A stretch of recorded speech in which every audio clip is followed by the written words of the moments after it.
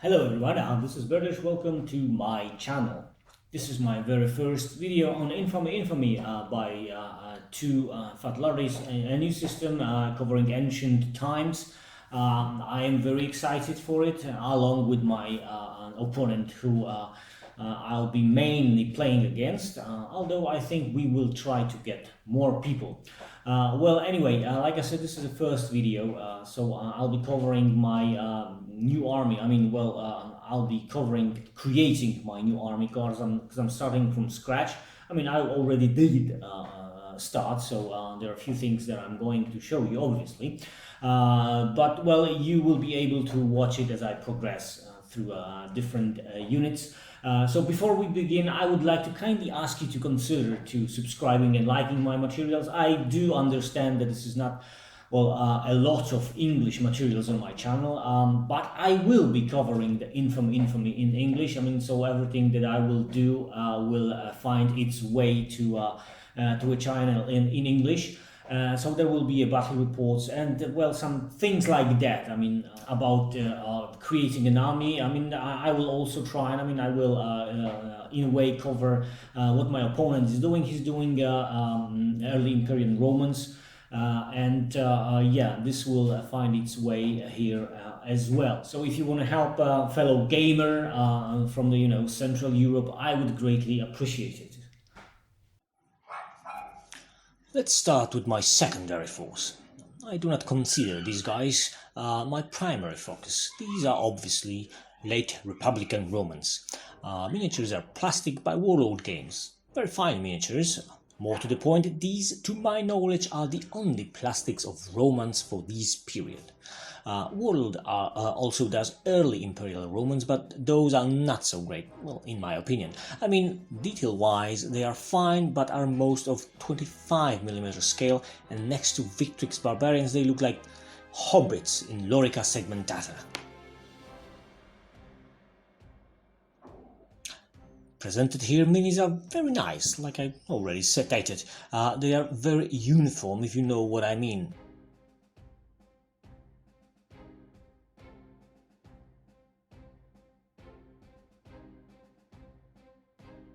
And I don't think that Roman army was such a monolith-looking force, so I removed some of the crests and I did their tunics in two different colors.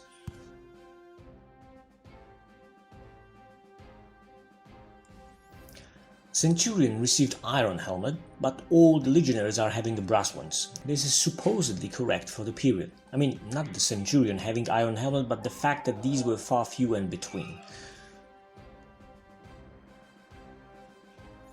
Minis were quick to paint, possibly because there is not much on them, which is accurate. Although Centurion mini should have his sword scabbard on his left hip, but since all the figures are on the same of the same sword, this is impossible to achieve. There is a second set of minis with sword gladius arms. I think I will get them eventually.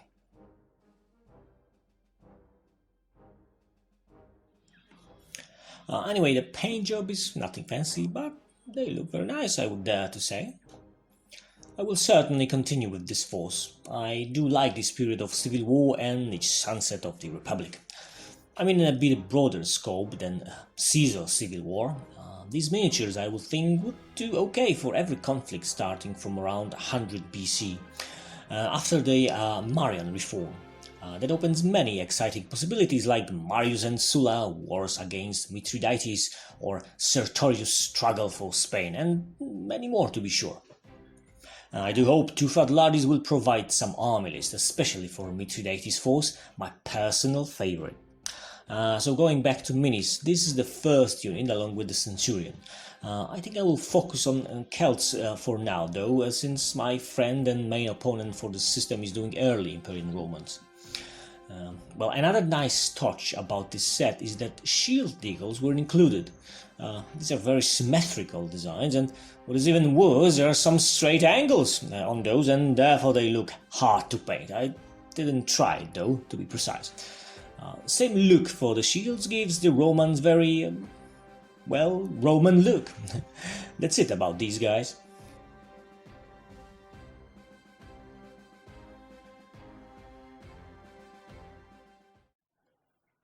So here it is, my barbarian horde. Well, not really a horde, but 2 units that can constitute into a small mob at most. Well, at least in Infamy. These are Victrix minis from a set of Gallic warriors. These are lovely miniatures, as most of the Victrix range are, well, in my opinion. Now let's talk about painting these guys.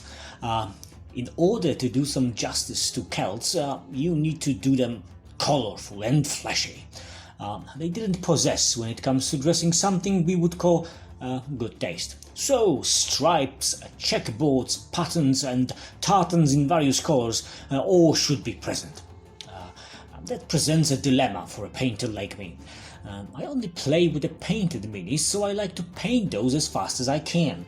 I mean, don't get me wrong, I am not a 3-color splash person, if you know what I mean, but I do try to be efficient. So I was wondering how to make those guys colorful without spending tons of time on painting their clothes. To be perfectly honest, choosing to concentrate on their shields was not a conscious choice, not at first at least. For some unknown reason I felt like trying to paint their shields using freehand painting. I really think I do stink when it comes to freehand painting. My only similar experience was painting my Scottish/Pictish force for Saga. Well, it turned out rather okay, so I thought I will try these more elaborate Celtic shields now. And so I did. I wasn't sure of the results when I finished first 3 of those, but good people on Infamy Facebook page concluded that these were rather good. So, encouraged, I decided that this is a way to go. A way to make my Britons colorful. So here are all shields I managed to finish so far, all 10 of them. You see, these look rather harder to paint than they really are. Actually, I think these so-called elaborate patterns are cheating your brain. Let me explain. These guys should do it. I start these bit by bit, short brush strokes similar on both sides of the shield. Believe me, they are far from being identical. Actually, most of them look rather atrocious after the first few strokes. But if you don't give up and see it through to the end, in most cases it starts to look, well, brilliant. Well, maybe not brilliant, let's just say good. What I mean is that in the end your eyes and your brain are not seeing crooked lines but elaborate patterns. I'm not kidding. I will try to put some sort of tutorial on painting these at some point.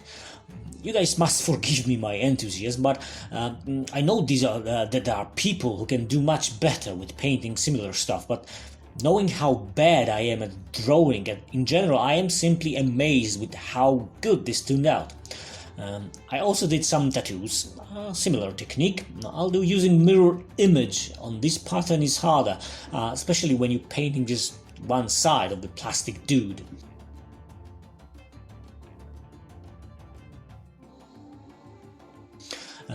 Of course, I did not quit on tartan stripes and checkboards on clothes. I did few, and I also think they look rather good. They simply need a little planning before you start painting them.